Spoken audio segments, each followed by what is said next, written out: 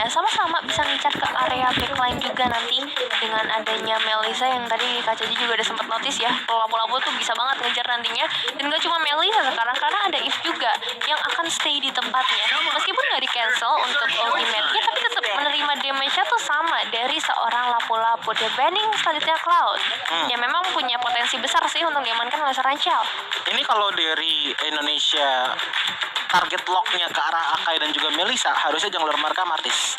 Tapi kalau target lock mereka adalah untuk melakukan teamfight besar-besaran, mungkin Assassin jungler juga bisa keluar untuk di game kali ini. Tapi bagaimana dengan Fredrin? Jujur menurutku Fredrin di game kali ini kayaknya kurang cocok untuk Indonesia. Kenapa? Ada Akai dan juga ada Yiv. Kita tahu bahwa mobilitas dari Fredrin ini tidak terlalu besar. Sementara kalau dari segi mortal coin yang dilakukan oleh Martis itu tidak terefekkan oleh slow ataupun knockback. Betul. Yang dimana ini untuk masalah kontes kayaknya bakal lebih enak untuk mengambil ke arah seorang Martis. Setuju. Kalau menurutku ya. Dan yang mungkin aku penasaran adalah Vietnam dengan hilangnya Glue, Yuzong dan juga Arlot, bagaimana dengan XP lane-nya? Dan kalau kita ngeliat dengan adanya Yiv dan juga Melisa, yang sangat-sangat masuk teori dan juga logika mungkin adalah Terizla yang bisa keluar. Terizla? Iya, cuman itu pastinya berarti momentum banget dari early power. Mungkin kita akan bisa melihat Infinity War untuk di arah XP lane. Itu yang kita harapkan. Iya. Infinity War itu yang kita harapkan. Gak apa-apa kalau kita ambil aja. Tapi oke, kita lihat dulu nih bandingnya seperti apa. Nanti baru kita bahas hero-hero apa yang jadinya mereka ambil. Karena Martisnya udah langsung di band. Mereka juga menyadari ternyata. Jangan Kak Coji ya. Enggak dong. Nevin jangan suka gitu ya. Martis. Nevin jangan bikin aku deg-degan ya. Jangan ya. Tapi emang ya potensinya besar banget kalau misalnya Martis ada di tangan dari tim Indonesia. Cuman berarti sekarang Indonesia harus cari nih pertukaran seperti apa yang mirip-mirip lah sama Martis, bisa ngincar ke bagian belakang juga. Benedetta Jungler juga bisa loh, jangan lupa. Sering dibawa juga sebenarnya sama player-player ini, terutama dari seorang Vival ya. Benedetta atau mau hero-hero Assassin Link. Fanny udah nggak bisa ya. Ini kan masih bisa. Iya. Tuh disimpan lagi junglernya disimpan loh. Iya. Balik lagi tadi seperti yang tadi Cici bilang, Beatrix ternyata keluar, tapi XP lane dari Vietnam. Siapakah dia? Apakah akan ada Terizla atau mungkin Min Sitar yang akan dikeluarkan? Enggak ternyata. Khalid. Cukup menarik. Semua perkataan kita tuh jadi kenyataan ya. Ini namanya manifesting yang berhasil guys. Ada Atlas, ada Khalid. Yap. Cakep. Enggak dong. Jangan lanjutkan. Gak ada. Nevin bikin deg-degan 2 kali ya. Ini baru dari baru match pertama kita nih. 2 kali udah bikin deg-degan ya. Nah ini nih yang kita tunggu-tunggu junglernya sebenarnya. Viva mau pakai apa? Dari Vietnam, aku bisa konklusikan bahwa dengan adanya Khalid, dengan adanya Melisa dan juga Yiv, early power mereka cukup besar. Dan sesampainya level 4 dari Atlas, ini bisa menjadi chaos yang super-super chaos. Karena kalau kita ngelihat yang kurang dari Indonesia ini adalah junglernya. Jadi Digi kemungkinan tidak akan hadir di game kali ini. Dan ternyata untuk pick ke arah junglernya, menurut Coji mengambil ke arah Lancelot adalah aksi yang sangat baik. Karena kenapa? 4 dari hero Vietnam ini sisi powernya sangat besar. Sandstorm dari Khalid, ditambah lagi dengan Fataling, ditambah lagi dengan Heavy Spin, dan juga dengan adanya Reward Manipulation. Nah, apa sih kunci kemenangan dari masing-masing tim? Kalau kita ngelihat ke arah Vietnam, ini full ke arah sisi power. Atlas, Khalid, tambah lagi dengan adanya Akai dan juga Yiv. Jadi mungkin mid to late game mereka punya kesempatan besar untuk menang. Tapi kalau kita ngeliat ke arah Indonesia, dengan adanya Lancelot, dengan adanya Beatrix, early power mereka cukup besar. Tapi problemnya adalah apakah nanti di tutorial pertama setup dari Atlas jikalau dia sudah level 4 works atau enggak? Kalian lihat itu kan talent prediction? Indonesia semua. Jadi jangan lupa untuk kalian kasih dukungan juga nih. Karena Kak Coji udah selesai membahas seperti apa nantinya game kita akan berjalan, dan kita juga udah menyelesaikan pemilihan draft untuk masing-masing tim. Dan ini waktunya untuk kita kembali lagi mendukung Indonesia, mengawal negara kita tercinta untuk mendapatkan medali emas atau setidaknya tiket ke babak grand final. So, ini dia, welcome to Line of Down. Di game kedua match antara Indonesia melawan Vietnam. semifinal 1 dan dimulai dengan adanya untuk juara mid lane clear wave minion dari Farsa cukup besar, dan lihat ini menjadi salah satu tradisi dari game pertama ya tadi ya. XP lane dari Vietnam dari Ngokbe sepertinya harus minta tolong kepada teman-teman yang lainnya karena sering banget diharas untuk di early-nya. Ya harus lari ya, ada Cini karena memang Cini dengan adanya Farsha kali ini Wings by Wings-nya akan mempercepat nantinya dia untuk melakukan rotasi, tambah lagi mereka bawa Grok, clearing wave-nya akan semakin cepat lagi. Ini menjadi sebuah combo yang harusnya sudah mulai dikhawatirkan nantinya. Dan dari Vietnam sebenarnya juga dengan early power yang mereka miliki bisa saja untuk melakukan beberapa tipe, tapi untuk saat ini lihat bakal ada satu flicker yang udah mulai di-trigger. Ngokbe masih bisa menyelamatkan dirinya untuk beberapa saat ini. Oh, ditutup dengan ada Vival juga membuat Ngokbe pun sepertinya agak kesusahan untuk bisa melarikan diri. Waduh, tapi kayak agak susah ya untuk dapetin first blood ke arah seorang Ngokbe karena untuk saat ini juga dia udah melakukan recall, gak ada wave minion juga yang masuk di area top lane-nya, tapi harusnya ada beberapa atau sedikit gold shell turret lah yang bisa diamankan dan menambah nantinya pundi-pundi keuangan dari tim Indonesia. Sebenarnya kapabilitas untuk numbangin ke arah hal itu udah ada karena Phantom Execution udah terbuka untuk Vival. Damage burst-nya bisa di follow up dengan lapu-lapu, tapi mengingat bahwa resikonya terlalu besar apalagi dengan Turtle yang akan hadir sebentar lagi, membuat ya udah seenggaknya advantage yang kita dapat adalah dari segi gold shell turretnya.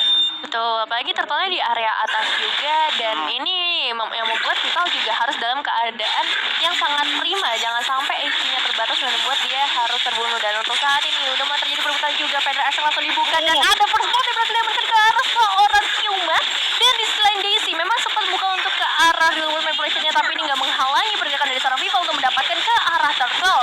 Dan pertukaran nyawa masih terus berjalan, kali ini tersan Daisy mau kemana, nggak bisa pulang nampaknya karena akan langsung dihabisi oleh seorang Vivian dengan double kill-nya. Romer agresif kita.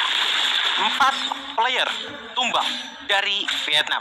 Ini yang tadi Joji katakan, untuk early power teman-teman dari Indonesia ini punya early power yang sangat luas, dari dengan adanya Lancelot, dengan adanya Beatrix, dan juga dengan adanya Farsha. Dan dengan posisi seperti ini otomatis Vietnam harus nge-tone down dulu dari segi gameplaynya. Tapi satu hal yang Joji lihat berbeda di game kali ini adalah Indonesia untuk di arah goal-nya tidak seperhatian untuk di game pertama tadi loh. Agak dilepas nih untuk sekarang goal line-nya. Iya, tapi mid lane-nya justru yang nggak lepas ya. Mungkin lebih ke arah objektifnya tuh dari tadi dikasih pressure terus, dan kita ngeliat Vivian di game kali ini sehat banget. Dia jalan kaki terus ke atas, ke bawah, sampai ke area mid lane. Dia selalu hadir di area-area yang punya potensi peperangan. Tapi balik lagi ya, kalau ngomongin ke arah side lane-nya atau off lane-nya, mereka dalam keadaan yang cukup imbang atau cukup stabil. Iya, satu hal yang bisa dibilang agak-agak fatal adalah fataling yang dilakukan oleh seorang Tiumah tadi ya. Itu sebenarnya kalau nggak salah ngangkat ke arah Vivian apa Humi ya tadi.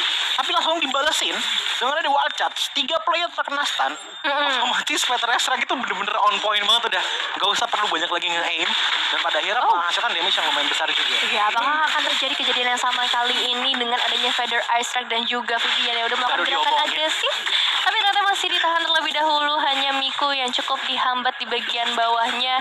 Dengan HP yang terbatas juga harusnya dia nggak akan bisa bergerak dengan bebas dan membiarkan Kel untuk bisa menghabisi ke arah Platinum Gold di outer turret bottom lane. Nggak nyampe semenit lah kayak tadi ngomong, kayak gold dilepas ya. Tapi langsung enggak, langsung di follow up untuk di arah gold lane-nya, ngebuat di arah top lane dan juga bottom lane balik lagi kuat banget untuk Indonesia. Bahkan yang berbeda adalah untuk di mid lane ini juga kuat banget. Lihat bagaimana Cini telah mendapatkan 2 kill dan juga 2 assist yang membuat modal itemnya ini harusnya udah lumayan perih, mungkin 1,5 bar atau 1 bar setiap Veteresa yang bisa dilemparkan ke arah teman-teman Vietnam. Iya, ini udah kayak hujan batu ya. Kalau Veteresa keluar langsung sakit kepala, dan kali ini langsung keluar dan langsung dibuktikan dengan adanya satu eliminasi yang di follow up atau dieksekusi oleh seorang Shell. Miku mencoba untuk melarikan dirinya dari kejaran 5 pemain tim Indonesia, tapi Mi yang akan menjaga badan di bagian depan karena target utama dari tim Indonesia adalah menuju ke arah purple buff. Tapi kalau bisa dapat eliminasi itu menjadi sebuah bonus untuk tim Indonesia. Wah, ini untungnya double sih dari Indonesia. Turtle dapat, invasi ke arah jungle juga dapat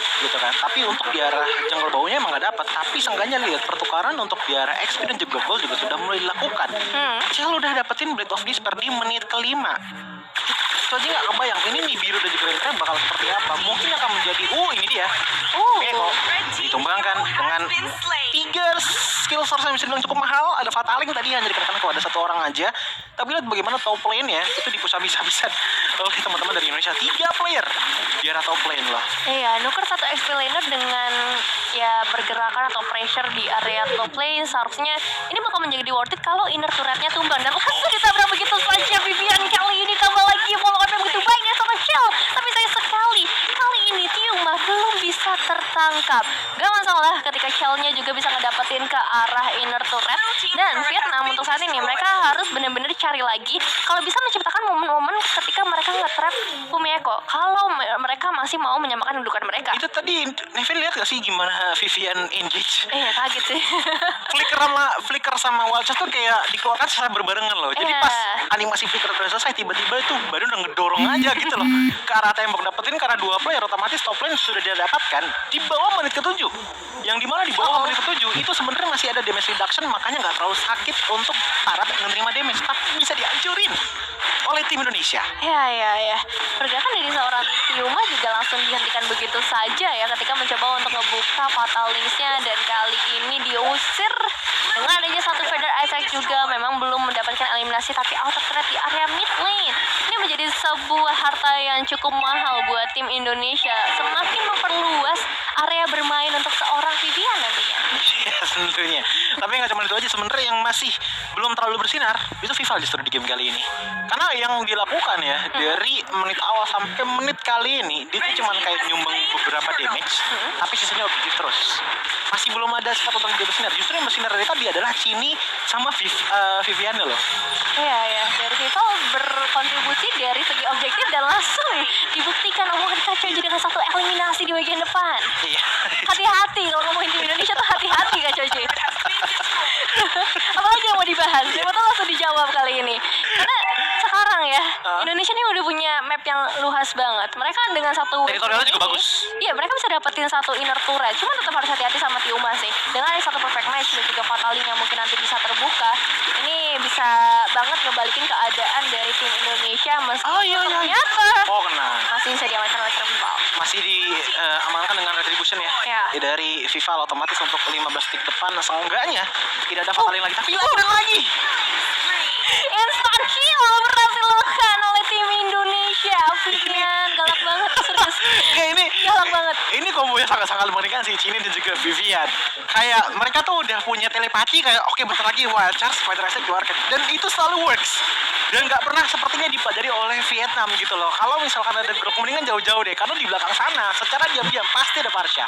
Dan target itu selalu on point. Bahkan sekarang Tiuma ngebuka fatalisnya karena seorang Vival gak mungkin bisa, mengingat orang Lancelot ditangkap. Itu menjadi satu hal yang hampir mustahil karena ini di tangan dari seorang Vival, dan juga ini perbedaan goldnya udah terlalu jauh. Oke, sekarang ada sedikit percobaan yang mau dilakukan oleh tim Vietnam. Satu eliminasi itu menjadi satu hal yang berharga banget sih sejauh ini.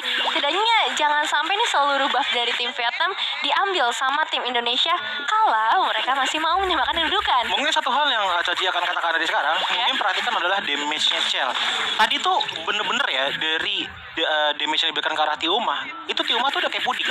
Saking jadinya banget dia hanya kena 3 klip dari Nibiru, itu udah setengah darahnya. Iya. Ini udah overpowered banget dari Indonesia, dan apakah ada cara untuk Vietnam bisa menang kembali? Masih ada sejujurnya. Karena balik lagi sisi power mid to late game power yang tadi sudah dikatakan. Asalkan ada bantuan juga dari turret. Jadi terms and conditionnya banyak, tapi bukan berarti impossible untuk Vietnam bisa melakukan comeback. Nah, apa yang harus dilakukan oleh Indonesia untuk masih bisa mendapatkan advantage seperti ini? Apalagi kalau kita ngeliat dari segi itemnya ya, dengan ada Clock of Destiny, Lightning Truncheon, dan satu lagi mungkin ke arah Holy Crystal, ini damage dari Farsha pun masih belum kebendung sama sekali, karena lihat tidak ada item defensif ke arah magic sejauh ini dari teman-teman Vietnam. Sementok-mentoknya Silence Robe. Bahkan dari segi tahbus pun gak ada loh untuk dari Vietnam ya. Sepatu pun bahkan tidak diambil oleh Melissa. Tapi lihat, untuk saat ini Tiuma bakal coba untuk mencari targetnya. Apakah bakal mencoba fatalisnya, tapi nggak sempat, keburu telat. Masih ada seorang Chini. 4 kali kayak gini. Bacot, Feather Isaac, dan selalu works. Selalu works. Oke, dan sekarang kita akan lihat ketika Lordnya sudah mulai berjalan bersama teman-teman kita dari tim Indonesia untuk melakukan eksekusi terakhir, nampaknya dengan adanya satu pergerakan itu harus dilakukan oleh tim Vietnam. Nampaknya belum cukup untuk menghentikan 5 pemain lainnya karena sudah ada 3 pemain yang ditumbangkan, bahkan menuju ke arah 4 pemain dengan double kill yang dimiliki oleh seorang Chaldang. Ini dia satu kemenangan berikutnya dari tim Indonesia.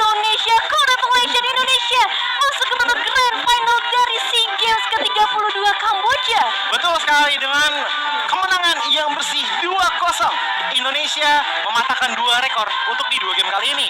Pertama, rekor game tercepat